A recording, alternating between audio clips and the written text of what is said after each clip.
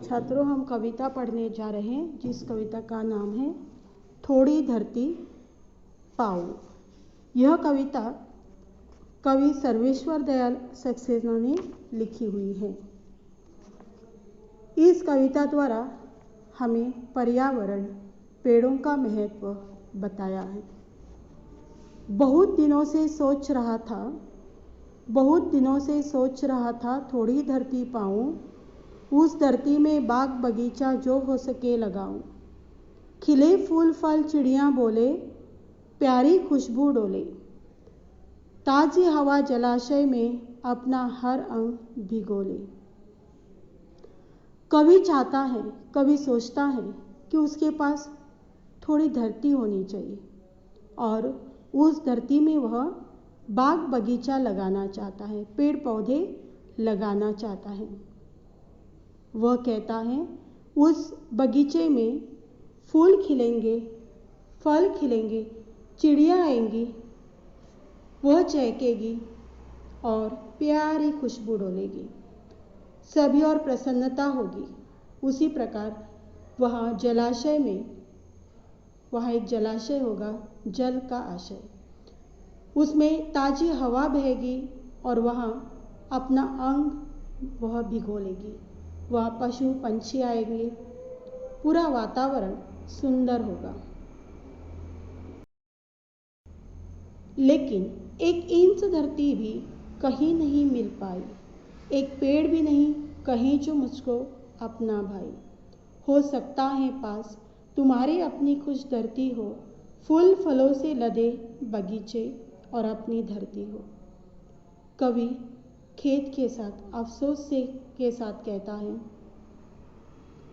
उसने बहुत कोशिश की लेकिन उसे एक इंच धरती भी नहीं मिली जहां वह पेड़ लगा सके। वह यहाँ पेड़ को अपना भाई कहता है, भाई हमारा रक्षक होता है। उसी प्रकार उसे एक पेड़ भी नहीं मिला जिसे वह अपना भाई कह सके। वह हमें कहता है, हो सकता है पास तुम्हारे अपनी कुछ धरती हो, तुम्हारे पास अगर धरती है तो वहाँ पेड़ पौधे लगाओ, वहाँ बगीचा हो और इस बगीचे में पेड़ों को फूल हो, फल हो, वहाँ के पेड़ फूल फलों से लदे हो। कवि कहता है अपनी थोड़ी सी धरती हो। आगे कवि कहता है, हो सकता है छोटी सी क्यारी हो, महक रही हो, छोटी सी खेती हो जो फसलों से दहक रही हो सकता है कहीं शांत चौपाए घूम रहे हो सकता है कहीं सहन में पक्षी झूम रहे हो। कवि एक सपना देखता है, उसके पास थोड़ी सी धरती है और वहाँ उसने पेड़ पौधे लगाए हो। कवि कहता है, हो सकता है कि तुम्हारे पास छोटी सी धरती हो, छोटी सी क्यारी हो, छोटा सा बगीचा, छोटी सी फुलवारी हो, वहाँ फूलों से वह महक रही हो।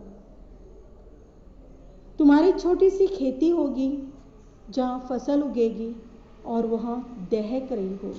फसल जब आती है, पक जाती है तो वह पीली होती है और उस वक्त वह ऐसा लगता है कि आग की लपेटें उठी हो। इसीलिए कवि कहता है कि फसल दहक रही हो।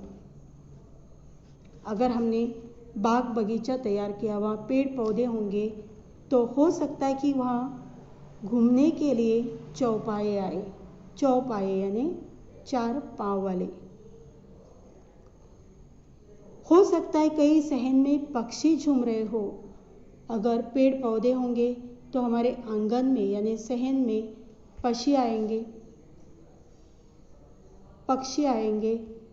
पशु आएंगे और ये पक्षी वहाँ खुशी से झूमेंगे। ये सपना कवि देख रहा है। देखते हैं कवि क्या कहता है। तो विनती है यही कभी मत उस दुनिया को खोना, पेड़ों को मत कटने देना, मत चिड़ियों को रोना, एक एक पत्ती पर हम सबके सपने सोते हैं। शाखें कटने पर वे भोले शिशुओं सा रोते हैं। इस कड़े में कवि हमसे प्रार्थना करता है कि इन पेड़ों को कटने मत देना, पेड़ों को मत काटो। पेड़ काटेंगे तो यह दुनिया हम खो देंगे। इस दुनिया को खोने मत देना, कि इस दुनिया को, पेड़ पौधों के दुनिया को। जब हम पेड़ काटते हैं तो बेचारी चिड़ियाँ रोने लगती हैं, क्योंकि उनका घोंसला, उनका घर उसी पेड़ों में होता है। इसीलिए कवि कहता है, पेड़ों को मत कटने देना, मत चिड़ियों को रोना। एक एक जो पत्ती होती है, एक एक पत्ता पेड़ का जो होता है, उस पर हमारे अपने सपने सोते हैं। हमारा जीवन इन पेड़ पौधों पर ही तो निर्भर है।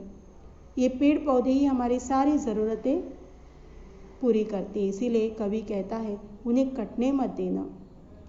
जब उनकी शाखा हम काटते हैं, उन पर वार करते हैं, उनकी टहनियाँ तोड़ते हैं, तब वे शिशुओं की तरह, शिशुओं सा मतलब शिशुओं की तरह, बच्चों की तरह, वे भोले बच्चों की तरह रोते हैं।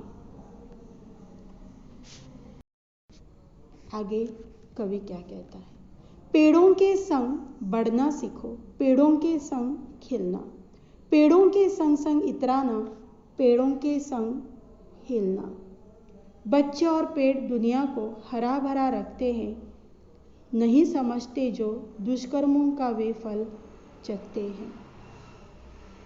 आज सभ्यता वहशी बन पेड़ों को काट रही है, जहर फेफड़ों में भरकर हम सबको बांट रही है।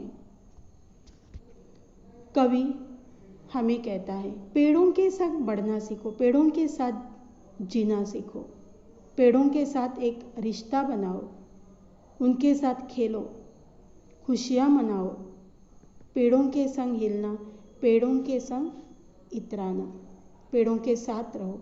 पेड़ लगाने से इतराओ, तुम्हें गर्व होना चाहिए कि हमने पेड़ लगाए हैं। पेड़ों के साथ हमें बड़ा होना है। आगे कवि कहता है, बच्चे और पेड़ दोनों इस दुनिया को हरा भरा रखते हैं। पेड़ों के बिना हम दुनिया की कल्पना भी नहीं कर सकते। उसी प्रकार घर में जब बच्चे होते हैं तो रौनक होती है।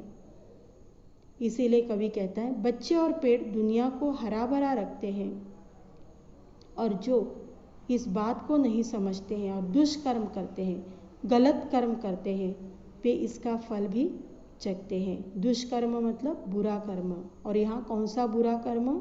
तो पेड़ों को काटने का जो गलत काम लोग करते हैं, वे उसका फल जरूर चखते हैं। कौन सा फल?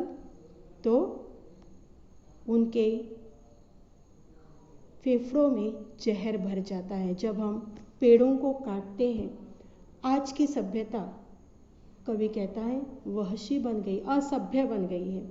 सभ्यता रही ही नहीं है, सभ्यता कहीं खो गई है। हम वहशी बन गए हैं, हम अपने स्वार्थ के बारे में ही सोचते हैं और पेड़ों को काटते हैं, पेड़ों को काट रहे हैं।